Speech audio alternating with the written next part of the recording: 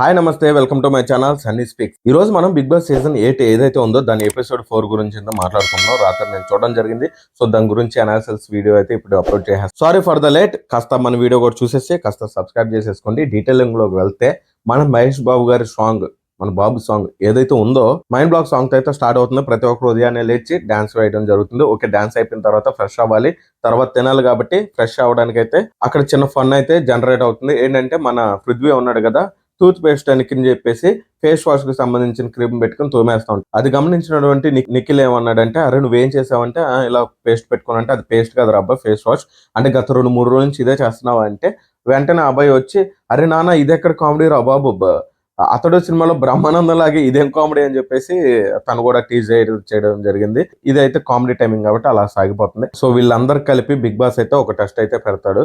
ఎందుకంటే సైన్యం లేని రాజు అధికారం ఏముండో, పవర్స్ ఏముండో కాబట్టి, అలాగే మీరు చీఫ్ గా గెలిచినప్పటికీ మీ దగ్గర సరైన గ్లాన్స్ కానీ ఆ పవర్ కానీ లేకపోతే మీకు అటువంటి పవర్స్ లేవు కాబట్టి మీకు సంబంధించిన వాళ్ళని గ్లాన్స్ కి అయితే ఎంపిక చేసుకోండి.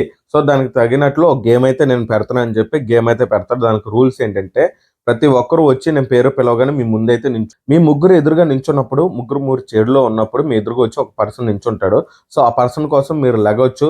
ఆ పర్సన్ నాకు కావాలని చెప్పి గల కారణం చెప్పి తీసుకోవచ్చు. ఆ పర్సన్ కోసం ఇద్దరు చీఫ్లు నించుని నాకు కావాలంటే ఆ పర్సన్ ఎవరైతే ఉన్నారో ఆ పర్సన్ తనకి ఇష్టమైన చీఫ్ ని ఎంచుకుని వెళ్ళిపోవచ్చు. సో ఇది గేమ్ రూల్ అని చెప్పడం జరిగింది. సో ఇదే విధంగా ఫస్ట్ అయితే ప్రేరణ వస్తుంది. ప్రేరణ కోసం నిఖిల్ లేస్తాడు అండ్ యష్మిక కూడా లేస్తుంది. వాళ్ళంత అభిప్రాయం చెప్పి ప్రేరణ అయితే నిఖిల్ సెలెక్ట్ చేసుకుంటుంది.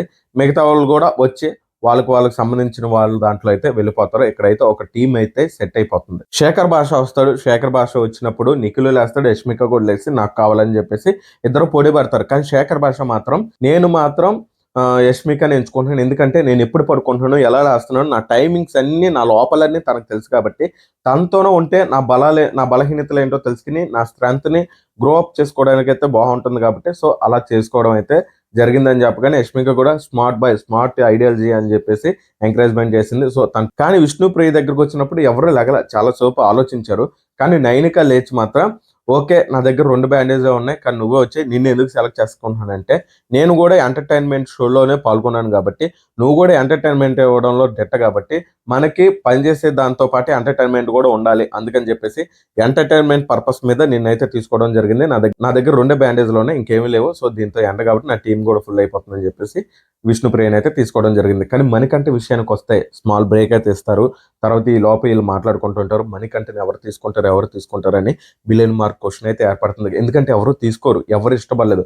కానీ నిఖిల్ మాత్రం ముందుకొచ్చి మణికంఠని అయితే తీసుకోవడం జరిగింది. దానికి రీజన్ కూడా చెప్తాడు. తను ఎమోషనల్ గా ఒక వీక్ పర్సనాలిటీ అక్కడక్కడ కనిపించినప్పటికీ తను మాట్లాడే విధానంలో ఆన్ ద పాయింట్ అయితే కరెక్ట్ గా ఉంటుంది. సో తను క్వశ్చన్ చేసే విధానం, అతను డిఫెండ్ చేసుకునే విధానం కూడా మంచి పాయింట్లతోనే ఆయన మాట్లాడడం కూడా జరుగుతుంది. సో నాకు అది నచ్చింది. ఎందుకంటే ఒకడికి ఒక అవకాశం ఇచ్చి గేమ్ పర్పస్ చూసిన తర్వాత కదా మనం డిసైడ్ అవ్వాలి. అది ఇవ్వకుండా మనం డిసైడ్ అవ్వడం కరెక్ట్ కాదు కాబట్టి ఆ ఛాన్స్ ఇవ్వడం కూడా నాకు వచ్చినటువంటి ఒక అవకాశంగా భావిస్తూ నేను మణికంఠని అయితే సెలెక్ట్ చేసుకున్నానని చెప్పి నిఖిల్ అయితే చెప్పడం జరిగింది. ఇలా ఈ టాస్క్ ఫుల్ అయిన తర్వాత బిగ్ బాస్ ఏం చెప్తారంటే, అండ్ నైనిక నీ టీమ్ లో కూడా బలంగా ఉంది, అండ్ యష్మిక నీ టీం కూడా బలంగా ఉంది, అండ్ నిఖిల్ టీం వరకు వచ్చినప్పటికీ వాళ్ళకి 3 సభ్యులే ఉన్నారు కాబట్టి మీరేం చేస్తారంటే, మీ బలమైన టీంలకి ఒక గేమ్ టాస్క్ అయితే ఇస్తున్నాను. మీ ఇద్దరు కలిసి ఒక గేమ్ టాస్క్ అయితే ఇస్తున్నాను. మీరు దాంట్లో పర్ఫామ్ చేసి మీరు ఎవరైతే గెలుస్తారో వాళ్ళు నిఖిల్ టీమ్ లో ఉన్నటువంటి ఒక సభ్యుడిని, మీకు ఇష్టమైన వాడిని హ్యాండ్ ఓవర్ చేసుకోవచ్చు అని ఒక రూల్ అయితే పెడతాడు. చాలా క్రిటికల్ గా అయితే ప్లాన్ చేశాడు బిగ్ బాస్. సో దీనికి అందరూ అగ్రి అయితే గేమ్ కి అయితే రెడీ అవుతారు. బాల్ కొట్టు గోల్ పట్టు, ఈ గేమ్ కాన్సెప్ట్ ఏంటో నాకు ఇక్కడ అర్థం కాలేదు. చాలా సిల్లీగా అనిపించింది. ఏంటంటే చిన్న పిల్లలకు సంబంధించినటువంటి నెట్ ఏదైతే ఉంటుందో, ఫుట్బాల్ నెట్, అటువంటి చిన్నది పెట్టి సపోర్టర్స్ ఉంటాయి కదా, అవి పెట్టుకుని అవతల నుంచి ఒకటైతే స్టిక్ తో అయితే బాల్ కొట్టాలి. అది ఎవడైతే గోల్ తగలకుండా ఆపుతాడో సో వాళ్ళు డిఫెండ్ చేసుకుంటారో వాళ్ళు టీం అంటే పాయింట్లు వస్తుంది కాబట్టి వాళ్ళు గెలుస్తారు. సో అదే విధంగా ఫస్ట్ అయితే యష్మిక టీం అయితే మొదలవుతుంది. యష్మిక టీంలో నుంచి అభయ్ ముందుకు వచ్చి కీపింగ్ అయితే చేస్తాడు. కీపింగ్ చేసినప్పుడు ఆదిత్య ఓం గారు అయితే బాల్ కొడతారు. సో వాళ్ళు బాల్స్ ఏమి తగలవు కాబట్టి ఈ యొక్క గేమ్ వల్ల అయితే యష్మిక అయితే గెలుస్తుంది. తర్వాత ఆదిత్య ఓం గారు అయితే కీపింగ్ చేస్తారు. ఆ కీపింగ్ చేసినప్పుడు కూడా మిగతా వాళ్ళు కొట్టినప్పటికీ అతను చాలా డిఫెండ్ చేసి ఆపినప్పటికీ కానీ అబ్బాయి షాట్ కొట్టినప్పుడు మాత్రం ఆపలేకపోతాడు. సో వాళ్ళకి తగిలేస్తుంది. ఇక్కడ 2 పాయింట్లతో అయితే బిగ్ బాస్ వాళ్ళని యష్మిక టీం అయితే విన్నర్ గా అయితే అనౌన్స్మెంట్ చేసింది. అంటే వీళ్ళు ముగ్గురు టీముల్లో యష్మిక పవర్ఫుల్ టీమ్ గా అయితే నిలవబోతుందని అయితే నాకు తెలుస్తుంది. ఎందుకంటే తను సెలెక్ట్ చేసుకున్న పీపుల్ కూడా అటువంటి వాళ్ళే.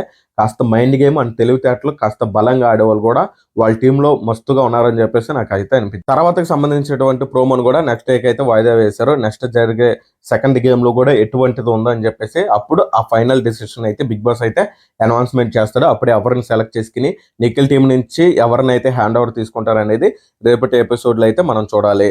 ఇకపోతే ఇదండి ఈ రోజు బిగ్ బాస్ యొక్క దాంట్లో జరిగినటువంటి టాస్క్. ఇక గొడవల విషయానికి వస్తే సిల్లీగా అంటే బాత్రూమ్ లో 10 మంది చూస్తున్నారు అంటే జనాలు కూడా బిగ్ బాస్ చూస్తున్నారని ఇంగిత జ్ఞానం లేకుండా బాత్రూమ్ లో ఎక్కడ పడితే అక్కడ డిస్కషన్ పెట్టుకుంటున్నారు. మణికంఠను కూడా చాలా మంది క్వశ్చన్ చేశారు. బాత్రూమ్ కడగలేదు, స్మెల్ వస్తుంది అండ్ మణికంఠ కూడా తనను తాను డిఫెండ్ బాగా అయితే చేసుకున్నాడు. అరే మీరు ఏదైనా క్వశ్చన్ అడిగినప్పుడు నేను అటువంటి స్పాట్ లో దొరికినప్పుడు 15 minutes లోనే ఆ టైంలోనే మీరు అడగాలి. ఎందుకంటే టైం దాటితే నేను కాదు కదా, ఎవరైనా వెళ్తే నన్నే క్వశ్చన్ చేస్తారా? మీరు ఆ టైంకి అడగకుండా ప్రత్యేకించి ఈ టైంలోనే అడుగుతూ ఉంటే నేను కాదన్నప్పుడు నేనేం చెప్తాను అంటే నన్నే కావాలని ఇన్వాల్వ్ చేసి నేనే చేశాను చెప్పి మీరైతే డిసైడ్ అయిపోతున్నారని చెప్పేసి తను కూడా వాగ్వాదం చేసుకున్నాడు.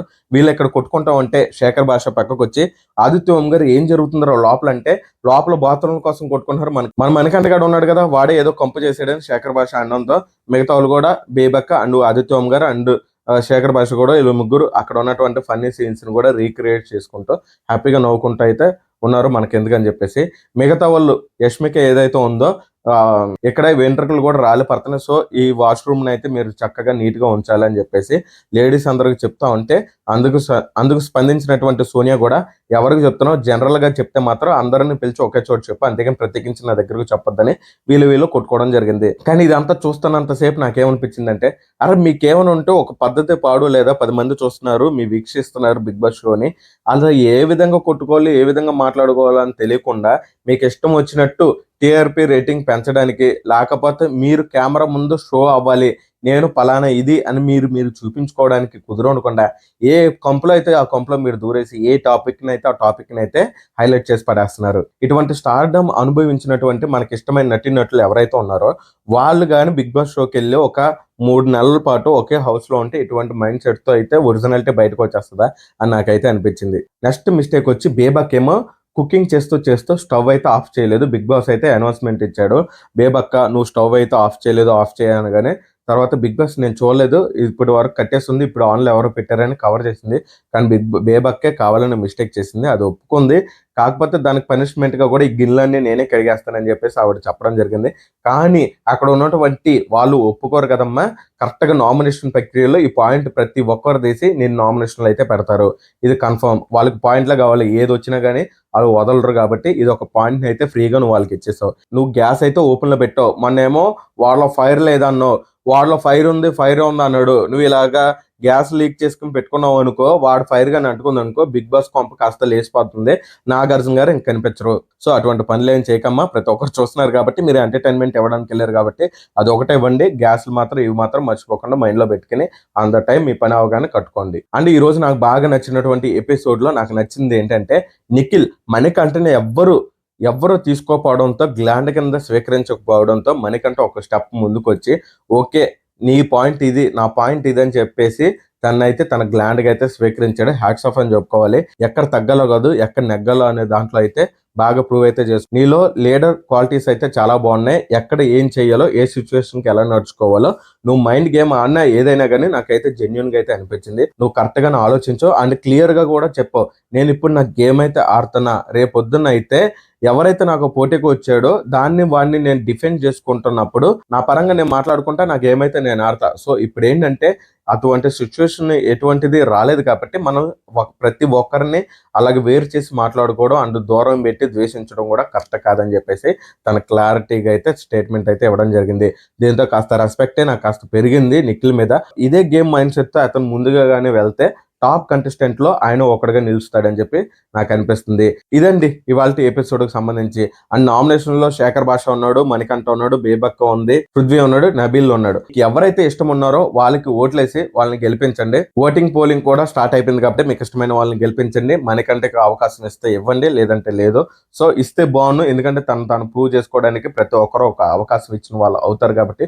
సో మీ ఇష్టం. నెక్స్ట్ రేపు జరిగే ఎపిసోడ్ గురించి మీ ముందుకు వచ్చేస్తాను. అప్పటి వరకు మన ఛానల్ సబ్స్క్రైబ్ చేసుకో. ప్రతి ఒక్కరు మన వీడియోస్ చూస్తున్నారు కానీ ఎవరు సబ్స్క్రైబ్ చేసుకోవడం లేదు. సబ్స్క్రైబ్ చేసుకుని నాకు కాస్త ఎనర్జీని ఇస్తే ఇంకా స్టైల్ గా, ఇంకా కామెడీగా, ఎంటర్టైన్మెంట్ మోడ్ లో అయితే కంటెంట్లను తీసుకొచ్చి మిమ్మల్ని అందరినీ ఎంటర్టైన్ చేస్తానని చెప్పి మనస్ఫూర్తిగా కోరుకున్నాను. Please do subscribe.